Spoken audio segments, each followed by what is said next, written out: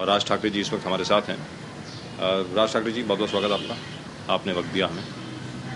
क्या कहेंगे, ये आप सीढ़ी उसी तरह चढ़ेंगे कल और परसों के बीच में जैसा कि आपने सोचा है, या फिर कुछ और होने वाला है? नहीं, देखिए,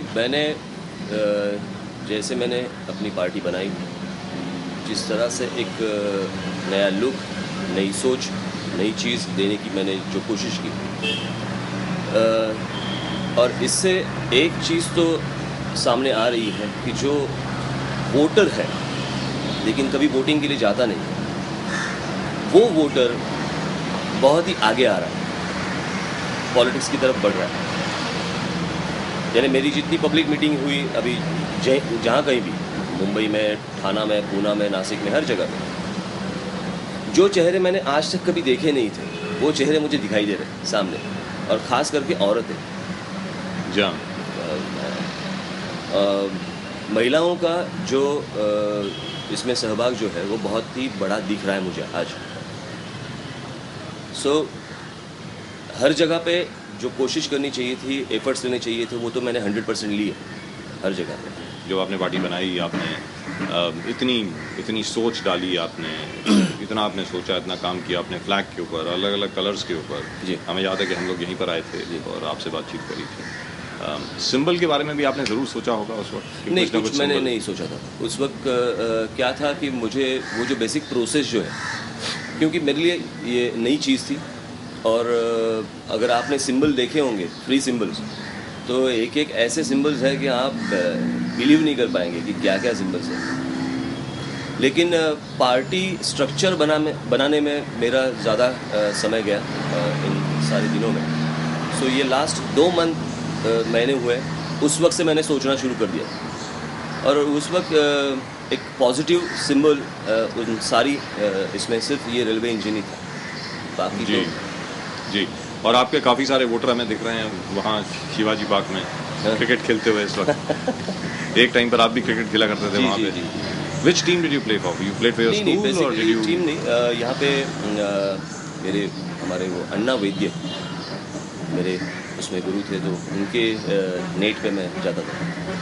But did you ever think of being a cricketer? कभी सोचा था क्रिकेट खेलने? तो उस उम्र की एक बात होती है, तो उस वक्त। अभी भी क्रिकेट कमेंट्री सुनते हैं? नहीं, कमेंट्री वगैरह नहीं सुनता, कभी कभार सचिन खेल रहा हो तो देख लेता हूँ। ये कहा गया कि जिसका बीएमसी से कुछ लेना देना नहीं है। जी बिल्कुल नहीं, इस इलेक्शन में जो मुद्दे उठाने चाहिए वो छोड़ के बाकी सारे मुद्दे सामने ला रहे हैं, जिसका कोई उपयोग नहीं, जिसका कोई मायना नहीं, जिसकी कोई ज़रूरत नहीं। मुझे लगता है कि 10 साल में सेना बीजेपी ने क्या किया, ये सारी चीज़ें सामने आनी चाहिए, जो दिखा नहीं पा रहे कि क्या किया, इसलिए बाकी सारे मुद्दे सामने ला रहे हैं। पिछली दफ़े जब हमने आपसे बात की थी तब आपने ये कहा था, पिछली दफ़े जब आज़ाद मैदान के ऊपर आपकी एक रैली थी, उसके दौरान हम आपसे मिले थे, तब आपने ये कहा था कि भारतीय जनता पार्टी सेना की जब सरकार आई, या शिवसेना भारतीय जनता पार्टी की सरकार आई, उसमें सिर्फ एक ऑनेस्ट आदमी था जिसका नाम था बाला साहब ठाकरे जी। क्या अब भी आप यही मानते हैं? जी बिल्कुल। बाहर निकल करके एक अच्छी तरह स्टडी करके उसकी। जी बिल्कुल। देखिए, पॉलिटिकल व्यूज़ कुछ भी हो, लेकिन ऑनेस्टी एक बात होती है, और उस आदमी में वो ऑनेस्टी है। लेकिन प्रॉब्लम ये है कि ये जो रोज़ डेली फंक्शन जो होते हैं, कॉरपोरेशन हो या बाकी पार्टी हो, या वो बाला साहब अभी देखते नहीं, बराबर है, तो वो एक अलग जगह पे है, और ये बाकी सारे उनके ऊपर जो मज़ा करने वाले बाकी जो बैठे हैं, इनके हाथ में देके क्या फ़ायदा है? इन्होंने इनके हाथ में 10 साल दिए, 10 साल में क्या किया इन्होंने? दिन ब दिन मुंबई बिगड़ती जा रही है, उसकी हालत बिगड़ती जा रही है, और ऐसे सिचुएशन में आप कैसे उनके हाथ में दे सकते हैं? एक मुद्दा जो है वो हर एक के जहन में है। बीएमसी इलेक्शन में कोई भी वोटर जब भी कुछ वोट करने के लिए जाएगा, एक चीज़ का वो ज़रूर जवाब चाहता है, जो जवाब एक तरीके से, भरोसेमंद तरीके से अभी तक मिला नहीं जी, वो है कि 2005 26 जुलाई का एक्सप्लेनेशन क्या है, मुंबई क्यों डूबी। इतना ज़रूर है, चलिए इतनी ज़्यादा बारिश हो गई, 975 मिलीमीटर बारिश हो गई, लेकिन उसके बाद क्या हुआ? रेस्क्यू वर्कर्स कहाँ थे? बाकी जो फैसिलिटीज़ प्रोवाइड होनी चाहिए थी वो कहाँ थी? टेलीफोन लाइंस काम नहीं कर रही थी, बिजली काम नहीं कर रही थी, उसके अलावा इतनी ज़्यादा असुविधा हुई लोगों को, ये पूरा का पूरा शहर डूब गया जी इसका अभी तक एक्सप्लेनेशन मिला नहीं। जी, इसका कारण है कि इस शहर की तरफ किसी का ध्यान नहीं है जिस तरह से देखना चाहिए। अभी जैसे मैंने कहा है कि रोड अगर बनाना है तो रोड आप जब भी बनाते हैं तो कोई आता है खोद देता है, फिर टाइल लगाते हैं, वापस कोई आता है वापस शुरू कर देता है, वापस टाइल लगाते हैं। ये जितनी सारी एजेंसीज है, फिर MTNL हो या BST हो या जितनी भी सारी एजेंसी है, इन सारे लोगों को एक साथ बिठा के अगर आने वाली 25-50 साल की सोच के अगर रोड्स बनाए, फुटपाथ बनाए तो ये सारी मामले आएंगे नहीं। दूसरी बात, जो ड्रेनेज सिस्टम जो है इस शहर की, जो नाले हैं, सारी चीज़ें, इसके ऊपर झोपड़पट्टी बनी। अभी इसके ऊपर झोपड़पट्टी किन लोगों ने बनाई? आज तक एक भी वार्ड ऑफिसर, आज तक उसको पनिशमेंट नहीं हुई, कुछ हुआ नहीं। ये कॉरपोरेटर्स, वार्ड ऑफिसर्स और ये सारे लोग इन लोगों को लाते हैं, पैसे खाते हैं और बाकी इन लोगों को ये स्लम बढ़ती जा रही है। और जब ये स्लम बढ़ती जाएगी तो पानी जाएगा कहाँ से? और इनका किसी का ध्यान नहीं है। आज भी बहुत सारे फ्लाईओवर्स हैं जिनके नीचे झोपड़पट्टी हो रही है, किसी को ध्यान देने की ज़रूरत ही नहीं लगती। और शायद ये दुनिया का पहला शहर होगा जहाँ पे फ्लाईओवर के ऊपर भी पानी जमता है। जी जी बिल्कुल।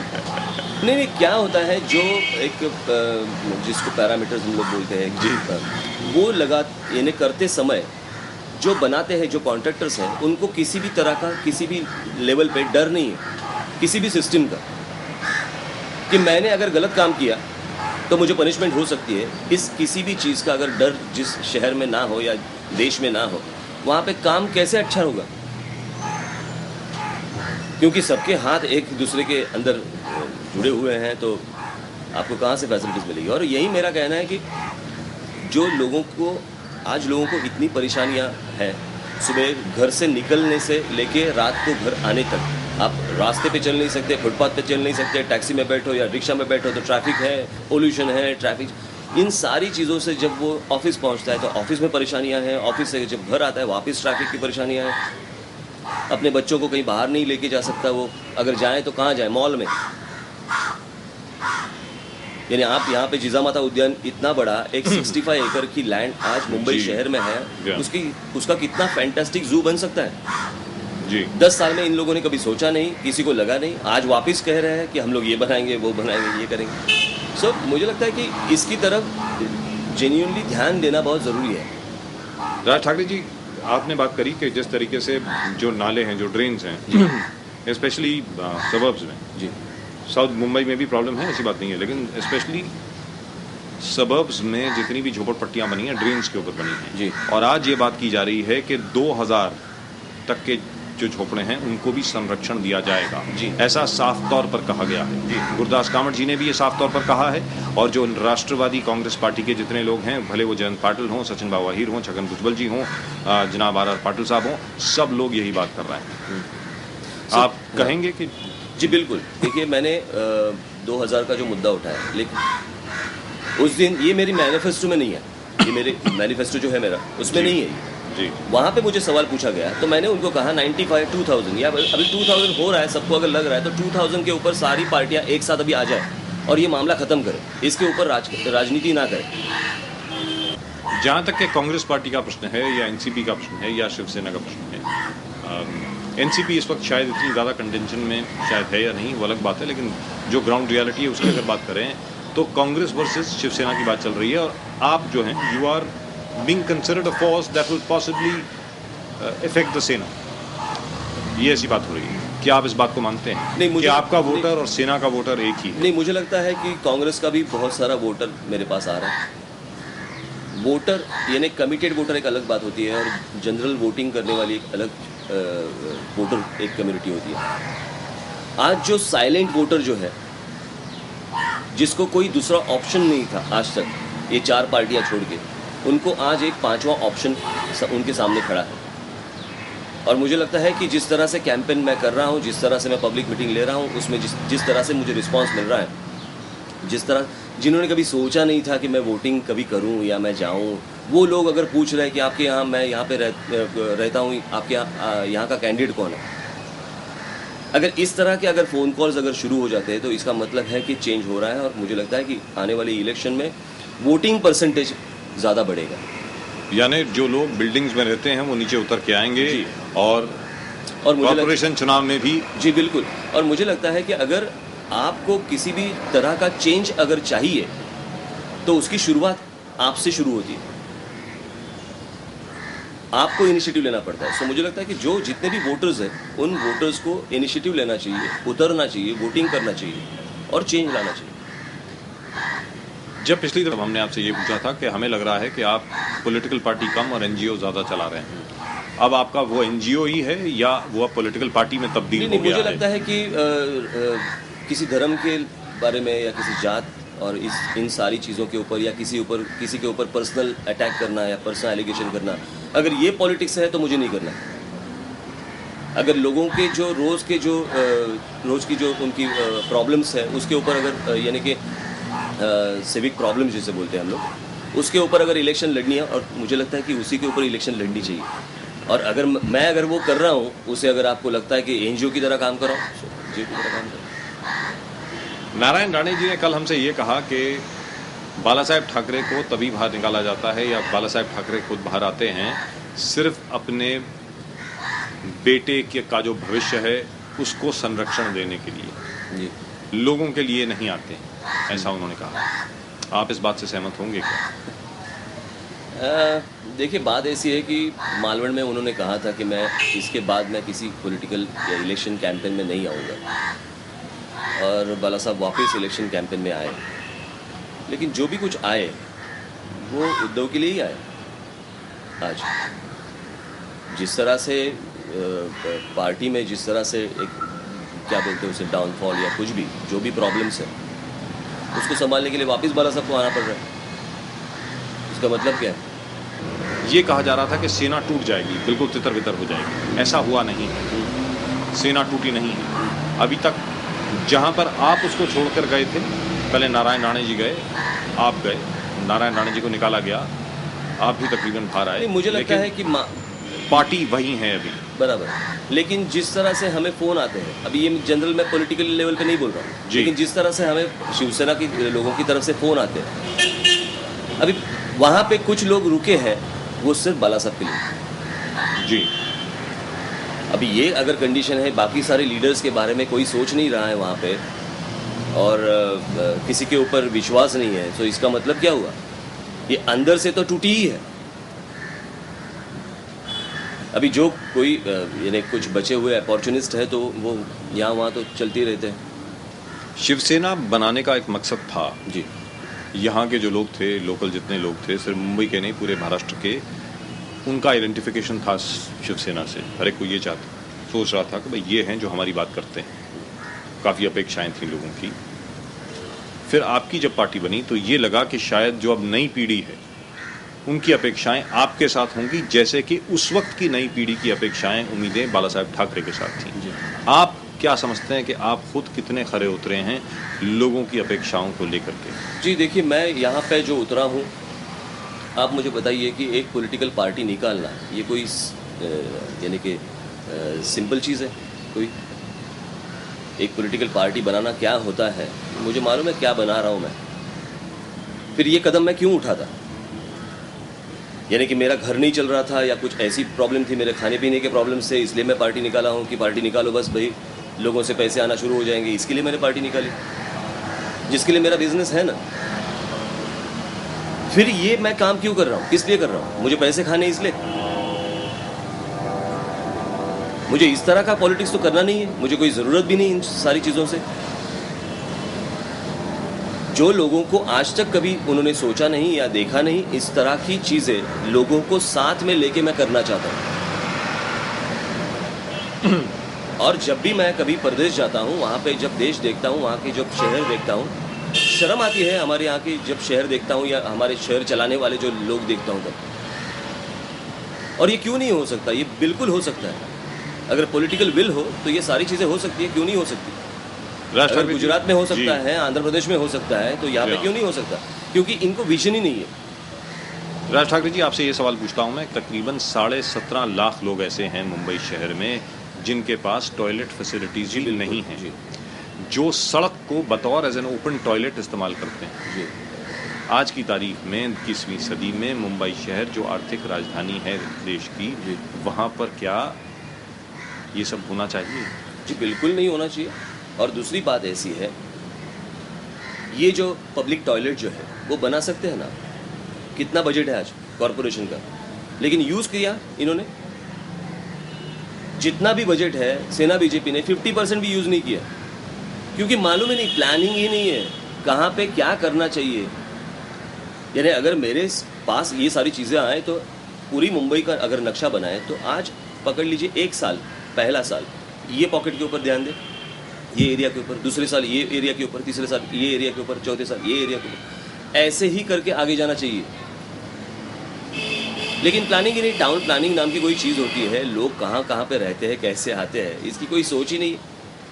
जब इलेक्शन आते हैं तब जाग उठते हैं और बाकी दिन बस इनकमिंग फ्री। आज की तारीख में मुंबई शहर में जो ज़मीन के रेट्स हो रहे हैं, जी, आप खुद रियल एस्टेट बिजनेस में हैं, आपको खुद को पता होगा, हम लोगों से ज़्यादा पता होगा। कफ परेड में ये एग्जांपल मैं बार बार देता हूँ, एक फ्लैट 1 लाख रुपए पर स्क्वायर फुट पे जी बिका, 1,10,000 रुपए पर स्क्वायर फुट पे, यानी 3,000 स्क्वायर फुट का फ्लैट था, तकरीबन 30 करोड़ रुपए का बिका है जी। उसके अलावा अगर आप सेंट्रल से लेकर के सबर्बन तक भी अगर चले जाएं, सबर्ब्स तक भी अगर चले जाएं, यहाँ तक के वेस्टर्न सबर्ब्स की मैं बात नहीं कर रहा हूँ, ईस्टर्न सबर्ब्स में भी ज़मीनों की कीमतें इतनी ज़्यादा बढ़ गई हैं। आखिरकार मुंबई कर जो है वो रहेगा तो कहाँ रहेगा? मुंबई कर कहाँ रहेगा? कहीं वो घर खरीद सकता है क्या? अगर वो झोपड़पट्टी नहीं बनाएगा तो क्या करेगा वो? नहीं, बात सिर्फ झोपड़पट्टी की नहीं है ना, बात वो मुंबई कर की नहीं है। ये जो बाहर से जो लोग आ रहे हैं, आप इसमें परसेंटेज देखिए कि बाहर से आने वाले लोग झोपड़ी में कितने हैं, बराबर है। मुंबई कर थोड़ी यहाँ पे झोपड़ी में रहता है, उसके तो घर है ही ना। और बात रेट की है ना, देखिए जैसे कि जब कोई चीज़ कम हो जाती है ना, उसी का रेट बढ़ता है जी। अगर हीरे कम मिलते हैं, हीरा, इसलिए उसका रेट उतना होता है। पत्थर कहीं भी आपको दिखाई देता है, इसलिए उसका रेट कुछ नहीं है। सो जो चीज़ कम होती है उसका तो रेट बढ़ेगा ही। और आज पूरे देश में से देख रहा हूँ मैं कि लोग रहने के लिए कम आ रहे हैं, यानी झोपड़ी में ज़्यादा आ रहे हैं, लेकिन फ्लैट्स में रहने के लिए कम आ रहे हैं, इन्वेस्टर्स ज़्यादा है कि एक इन्वेस्टमेंट करके रखें जी, इसके लिए ज़्यादातर लोग आ रहे हैं और पूरी देश से आ रहे हैं लोग। Have you thought of this problem? ये इस समस्या के बारे में आप लोगों ने कोई सोच? जी, इसका सबसे बड़ा प्रॉब्लम जो है जी वो है पानी का। यानी जब भी इलेक्शन, जब ये सीसी ओसी जब देते हैं कॉरपोरेशन में, तब पानी यानी वाटर डिपार्टमेंट का आदमी नहीं बैठता वहाँ पे। और वाटर डिपार्टमेंट को अगर बिना कंसल्ट किए अगर आप सामने आगे जाएंगे तो कैसे होगा? यानी परसों मैं ठाणा में था, एक 20 माले की बिल्डिंग थी, 2 बिल्डिंगें थी, उसके नीचे में था, वो कह रहे हैं कि पानी का प्रेशर नहीं है। अभी 20 माले की बिल्डिंग में भी पानी का प्रेशर नहीं है, झोपड़पट्टी में भी नहीं है, चौल में भी नहीं है, तो फिर कहाँ जा रहा है पानी? पानी का जो वेस्ट हो रहा है, आज भी देखिए मुंबई में जो पाइपलाइन आती है, मुंबई जो पीने की पानी की, उस पूरी पाइपलाइन को लग के 40,000 झोपड़े हैं। ये कैसे कब बढ़े? 10 साल किसी ने क्यों नहीं सोचा कि ये क्यों बढ़ रहे हैं? कल पकड़ लीजिए उस पाइपलाइन को कभी कुछ हुआ जी, इस शहर में एक बूंद पानी आएगा क्या? और जो अपने अपने गांव से बाहर से जो आए हैं वो तो यहाँ पे पानी नहीं है, चलो अपने गांव चले जाते हैं, यहाँ का आदमी कहाँ जाएगा? और इन सारी चीज़ों की कोई सोच नहीं रहा है, किसी को दिख नहीं रहा है, या करना नहीं है, क्या मुझे मालूम नहीं। और इन सारे प्रॉब्लम्स को लेके मैं लोगों में आ रहा हूँ या सामने आ रहा हूँ। 1995 में आपकी सरकार आई, आप उस वक्त वहीं हाँ, थे। जी नहीं, बराबर। मैं ये सवाल आपसे दोबारा पूछता हूँ, तब भी आपने ये सवाल जरूर रेज किया होगा कभी कहीं ना कहीं आपने ये सवाल तो रेज किया ही होगा। प्रॉब्लम ये है कि मुंबई कॉरपोरेशंस, ठाणा कॉरपोरेशंस, मुझे कभी इन्वॉल्व किया ही नहीं किसी ने। मुझे सिर्फ इलेक्शन कैंपेन के लिए बाहर निकालते थे, और इसी से मैं परेशान हुआ कि मैं देखिए, मेरी जब मैं स्पीच देता हूँ या कुछ भी बात करता हूँ तो वहाँ पे कमिटमेंट की बात होती है। अभी मैं कमिटमेंट दूंगा किनके ऊपर? इनके ऊपर। ऐसे थोड़ी होगा, वो काम नहीं करेंगे, नेक्स्ट इलेक्शन में मैं उनके लोगों के सामने कैसे जाऊं? यहाँ पे मेरी पार्टी है, कमिटमेंट मैं दे रहा हूं। अगर नेक्स्ट टाइम अगर लोगों के सामने जाना है तो मुझे जाना है, तो वहां पे कमिटमेंट किसके लिए दे दूं? तो मान लीजिए अगर बीएमसी चुनाव में, अगर सिर्फ बीएमसी की बात करें, अन्य महानगर पालिकाओं की बात ना करें, बीएमसी चुनाव में अगर आपकी परफॉर्मेंस अच्छी रहती है, आपकी पार्टी का प्रदर्शन काफी अच्छा रहता है, तो आपकी सबसे पहली प्रायोरिटी पानी की होगी। पानी, your first priority would be water. नहीं, पानी, रोड्स, ट्रैफिक, आई थिंक ये 3 चीज़ें बहुत ज़रूरी है इस शहर के लिए, मुंबई, खास करके मुंबई शहर के लिए। ट्रैफिक की हालत क्या होती है, लोग 3-3 घंटा 4-4 घंटा गाड़ी में बैठे रहते हैं, और लोग क्या, मैं भी बैठे रहता हूँ, यहाँ से वहाँ घूमते समय मैं भी बैठे रहता हूँ। और ख़ास करके इन सारे ट्रैफिक में सबसे बड़ी प्रॉब्लम है औरतों की, महिलाओं की प्रॉब्लम बहुत गंभीर है कि अगर कहीं उनको अगर टॉयलेट के लिए, बाथरूम के लिए जाना है तो कहीं बाथरूम नहीं, कुछ आउटलेट्स नहीं, कुछ भी नहीं है। और ऐसे शहर में वो रोज़ इतनी महिलाएं ट्रैवल करती हैं, उनकी तरफ किसी का ध्यान ही नहीं है, इसकी तरफ कोई सोच ही नहीं रहा। ये सारी चीज़ें नेचुरल चीज़ें हैं, इसकी तरफ अगर कोई सोचेगा नहीं कैसे होगा। 3-3 घंटा गाड़ी में बैठना, 4-4 घंटा गाड़ियों में बैठना, सफ़र करना, उसके बाद घर पे आ जाना, यानी वो सफ़र तय करना, एक तो ट्रेन का सफ़र तय करो, उससे रिक्शा का सफ़र तय करो, कहाँ तक जाएंगे, परेशान होके घर में आ जाते हैं। हेल्थ सर्वे किया है हम लोगों ने, और 80% लोगों को, 80% लोगों को उनको मानसिक बीमारी, यानी हाइपरटेंशन और इन सारी चीज़ों की बीमारी, ये जो टेंशन्स लेके जो शुरुआत होती है रोज़ दिन की, और टेंशन लेके रात को सोते हैं, ये मुंबई की जनता का सबसे बड़ा प्रॉब्लम है। और इनमें सारी चीज़ें आ गई।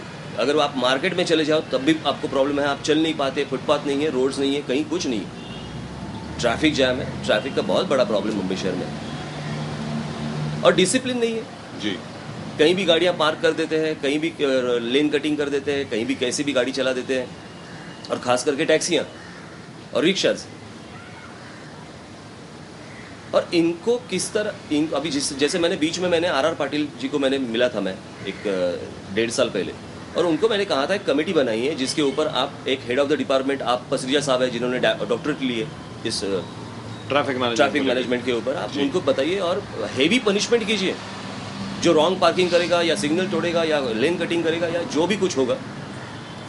आप देखिए आज मुंबई पुणे एक्सप्रेस हाईवे पे फर्स्ट लेन से आज बसें जा रही है, ट्रक जा रही है, किसी को कुछ मालूम नहीं कि कहाँ से किस तरह से गाड़ी चलानी है और किस तरह से क्या करना है। वन वे में घुस जाते हैं, क्योंकि नए जो लोग आए हैं। आर पाटिल साहब ने क्या कहा, मैं पूछताछ करके आपको बताता हूँ, ये हर वक्त का उनका जो होता है। शरद पवार जी के भी काफी कमेंट आए आपके ऊपर, मेरे ऊपर और अन्य लोगों के ऊपर, भाई अभी तो आप बच्चे हैं, अभी तो क्या। तो पवार साहब भी कभी कभार बच्चे ही थे ना, यानी ये तो शुरुआत ही होती है। जब वो पॉलिटिक्स में आए तब बच्चे ही थे, तब यशवंतराव चौहान साहब थे, वसंतदादा पाटिल थे, उनके सामने तो वो बच्चे ही थे। तो ये तो शुरुआत होती है, अभी कौन किसको बच्चा माने अभी की। क्या आगे चल करके कभी ऐसा होगा राज ठाकरे जी, और ये मेरा आखिरी सवाल है जी, और ये मैं बार बार आपसे पूछता हूँ कि आगे चल करके या तो सेना का विलय महाराष्ट्र नवनिर्माण सेना में हो जाएगा, शिवसेना का, या महाराष्ट्र नवनिर्माण सेना एक बार फिर शिवसेना में चली जाएगी। एक बार फिर का मतलब है आप चले जाएंगे शिवसेना में, क्या कभी ऐसा होने वाला है? नहीं, बिल्कुल मेरी तरफ से अगर देखिए, वो दूसरी तरफ से मुझे नहीं मालूम, वो उनकी पार्टी है, लेकिन मेरी तरफ से किसी भी तरह का इस तरह का विलीनीकरण कभी नहीं होगा मेरी तरफ से। अगर ऐसी कभी यानी कि ऐसा कभी वक्त ना आएगा भी नहीं, मैं आने भी नहीं दूंगा वो बात, लेकिन कभी अगर ऐसा वक्त आए तो मैं पार्टी बंद कर दूंगा। लेकिन इस तरह का किसी भी चीज़ का विलीनीकरण मेरे से नहीं होगा। जहाँ तक कांग्रेस का सवाल है या एनसीपी का सवाल है, मान लीजिए कि, और दूसरी बात बोलता हूँ जी बताएं। इन सारी चीज़ों में कल भी मैं बता रहा था, आज भी बता रहा हूँ मैं आपको, कि बाला साहब के बारे में मेरी जो श्रद्धा है वो अलग है, लेकिन जो पार्टी लोग चला रहे हैं उनके लिए कौन सा विलीनीकरण। Right, one final question, what would you like the voters to do? कोई वोटर्स के लिए, apart of course from voting for yourself, कोई खास मैसेज है आपका? नहीं, मुझे लगता है कि अगर आपके शहर में अगर चेंज चाहिए तो आपके वोटों में भी चेंज चाहिए, वोट में भी चेंज चाहिए। तो वो वोट आप एक बार चेंज करके देखें और महाराष्ट्र नवनिर्माण सेना का एक बार टेस्ट करके देखें। Right, thank you very much Raj Thackeray ji, बहुत बहुत शुक्रिया आपका यहाँ पर हमें निमंत्रण देने के लिए और हमसे बात करने के लिए और शिवाजी पार्क के सामने बैठने के लिए बहुत बहुत शुक्रिया। आप तो रोज़ ही बैठते हैं, लेकिन फिर भी thank you so much for coming over, so nice of you. Just before we end, one last bit, आपकी हर एक मीटिंग में देखा गया लोगों में उत्साह बहुत था जी, बहुत बड़ी बड़ी मीटिंग्स करी हैं आपने, लोग ज़रूर आ रहे हैं देखने के लिए आपको। But how will you ensure that all this crowd is actually converted into votes? How will you ensure that? कैसे है राजू जी, मैं इसके पहले मैं अमेरिका में किसी आईटी बिजनेस में काम कर रहा था और आज ही मैं मुंबई आके मैंने पॉलिटिकल पार्टी मैंने शुरुआत की है। सो लोग मुझे देखने के लिए आ रहे हैं, ऐसी कोई बात नहीं। लास्ट 20 साल से लोग देख रहे हैं मुझे, तो ऐसी कोई नई चीज़ नहीं है कि यार ये राज ठाकरे कौन आया है देखते हैं, ऐसी कोई चीज़ नहीं है, तो लोगों ने देखा हुआ है। सो आज जो लोग मेरे पब्लिक मीटिंग में जो आ रहे हैं और जिस तरह से वो उनके देखिए मैं एक आर्टिस्ट हूँ, सो मुझे एक फेस के ऊपर जो रिएक्शन आती है, जो इम्प्रेशन आता है या एक्सप्रेशन जो होते हैं, वो मुझे पता चलता है कि वो नॉर्मल नहीं है। वो कुछ कमिट करके आए हैं कि भाई हम आपके साथ हैं। Right, wonderful. Thank you so much, sir. Thank you so much for meeting us over here, and thank you so much for talking to us.